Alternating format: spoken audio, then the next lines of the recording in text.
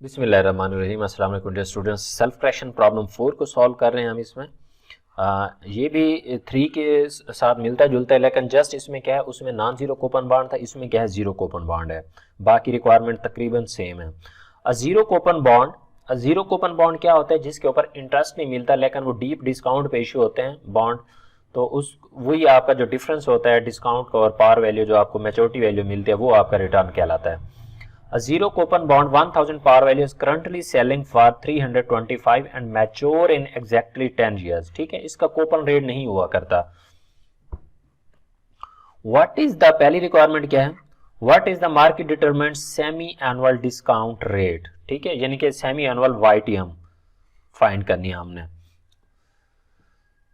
Bond pricing convention in the United states use semi annual. ठीक है, यानी कि यूएसए में वो सेमी एनुअल जो कन्वेंशन होती है उसके वो कंपैरेटिव कर रहे हैं, तो इससे हमारा कोई लेना देना नहीं, हमने जस्ट क्वेश्चन को सॉल्व करना है। तो डाटा हमारे पास गिवन है, पार वैल्यू वो है $1000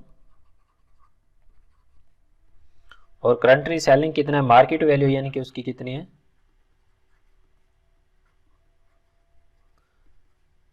$312 और नंबर ऑफ ईयर्स कितने हैं, 10 ईयर्स।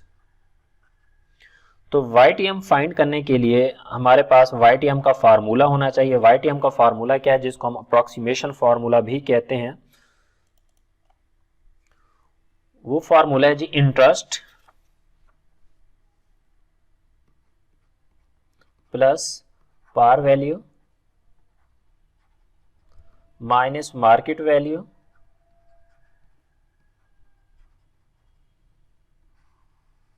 डिवाइडेड बाई n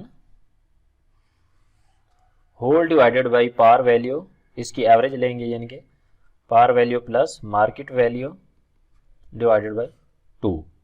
अब उन्होंने यहाँ पे क्या पूछा, सेमी एनुअल, तो हम क्या करेंगे, इंटरेस्ट को भी 2 पे डिवाइड करते हैं और n को 2 से क्या कर देते हैं, मल्टीप्लाई करते हैं।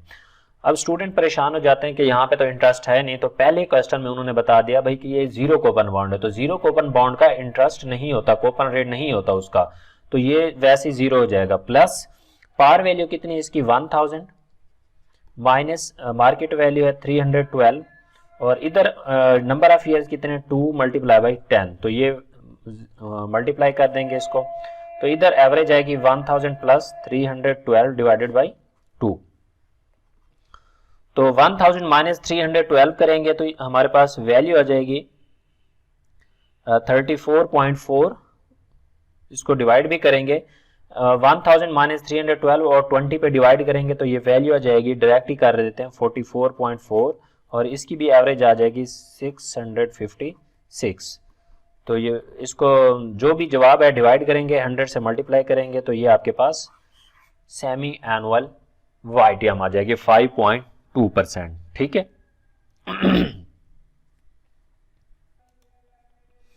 तो ये अब देखें, इस YTM के फार्मूले को क्या कहते हैं, अप्रोक्सीमेशन फार्मूला। आप यही रेट लेके लगाना चाहें आगे दूसरी रिक्वायरमेंट, जैसे कि बी रिक्वायरमेंट में पूछा है, use your part in nominal yield भी बताएं और इफेक्टिव एनुअल यील्ड भी बताएं, क्योंकि ये अप्रोक्सीमेशन फार्मूला था। दूसरा इसका तरीका इसी को सॉल्व करने का है, वो है कि आप सिंपल प्रेजेंट वैल्यू और फ्यूचर वैल्यू वाला फार्मूला लगा के भी सॉल्व कर सकते हैं बाय टेबल। ठीक है, तो थोड़ा बहुत फर्क आएगा उसमें, क्योंकि ये अप्रोक्सीमेशन फार्मूला होता है और टेबल से एक्यूरेसी होती है। ठीक है, अब फ्यूचर वैल्यू को क्या फार्मूला या प्रेजेंट वैल्यू को क्या फार्मूला है, present value is equal to future value into, अगर मैं टेबल की बात करूं तो present value of interest factor, interest और n। तो इसी फार्मूले को हम लिख सकते हैं कि present value is equal to future value, जो मैच्योरिटी वैल्यू हमें फ्यूचर में मिलती है उसको मैं MV का नाम दे देता हूं, तो present value of interest factor interest n, तो इस तरह भी लिख सकते। तो प्रेजेंट वैल्यू उन्होंने खुद बता दी 312 और मैच्योरिटी वैल्यू जो आपको मिलेगी वो 1000 है। तो present value of interest factor, interest हमने फाइंड करने, नंबर ऑफ ईयर्स कितने हैं, 20, तो 312 ये 1000 इधर आके डिवाइड हो जाएगा, तो बाकी इधर क्या बचेगा, present value of interest factor I20। ठीक है, इस तरह भी आप सॉल्व कर सकते हैं। तो ये जब डिवाइड करेंगे तो ये फैक्टर आएगा 0.312 is equal to present value of interest factor interest 20 year. अब टेबल से इसको करने का क्या तरीका है कि इसका मतलब ये है तो ये वो फैक्टर के बराबर रेट आएगा जिसमें 20 सालों में आपका जहां पे फैक्टर 0.312 हो जाएगा। तो मैं टेबल से आपको दिखाता हूं कि सबसे पहले हमने 20 ईयर्स देखने हैं इंटरेस्ट फैक्टर में। ये है हमारे पास 20 ईयर्स, ठीक है, ये सिंपल प्रेजेंट वैल्यू का टेबल। इसमें हमने ढूंढना है 0.312 या उससे मिलती जुलती, यानी कि जो क्लोजेस्ट हो, जरूरी नहीं कि एग्जैक्ट 0.312 ही मिल जाए।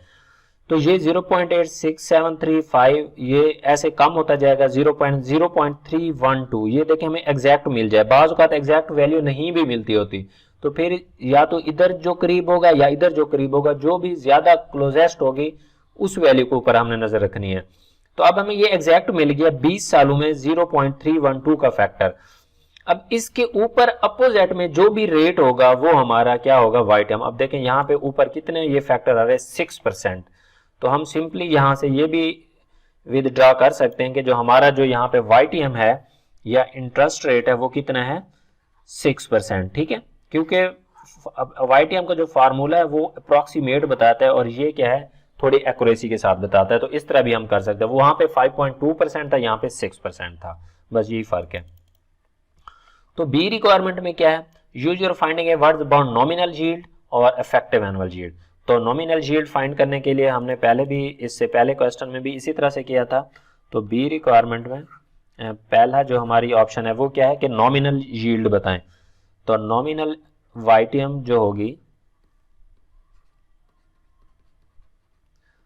तो जो सेमी एनुअल होगी उसको 2 से मल्टीप्लाई कर देंगे तो 6% है। तो सेमी एनुअल 2 दफा कंपाउंडिंग हो रही, तो ये 12% आपका क्या होगा नॉमिनल वाईटीएम। अब दूसरी इसमें रिक्वायरमेंट जो है वो है कि इफेक्टिव यील्ड बताएं, effective YTM. Effective YTM formula आपको पता है, इफेक्टिव एनुअल रेट का टाइम वैल्यू ऑफ मनी में पहले पढ़ चुके हैं, पावर m-1। तो 1 प्लस, तो ये हमारे पास 0.12 इधर 2 के ऊपर डिवाइड करेंगे क्योंकि साल में 2 दफा कंपाउंडिंग हो रही है, 2 - 1 करेंगे तो इसको मल्टीप्लाई करेंगे। तो ये 1 प्लस 0.06 की पावर 2 - 1, तो इसको पावर करके माइनस करके 100 से मल्टीप्लाई करेंगे तो ये 12.36% हमारी इफेक्टिव एनुअल यील्ड आएगी, ठीक है। तो यानी कि ये इफेक्टिव एनुअल रेट है वो नॉमिनल वाईटीएम है, ये इफेक्टिव। नॉमिनल और इफेक्टिव का भी साथ में बताया, नॉमिनल रेट वो जो स्टेटेड रेट होता है, यानी कि जो एक्चुअल में जाहिर किया जाता है, बताया जाता है, जबकि इफेक्टिव में the actual rate paid or you receive. तो ये दोनों में फर्क होता है, ठीक है। तो ये था जी हमारा सेल्फ करेक्शन प्रॉब्लम 4। इससे रिलेटेड क्वेश्चन है तो कमेंट सेक्शन में पूछ सकते हैं। Thank you for watching. Allah Hafiz.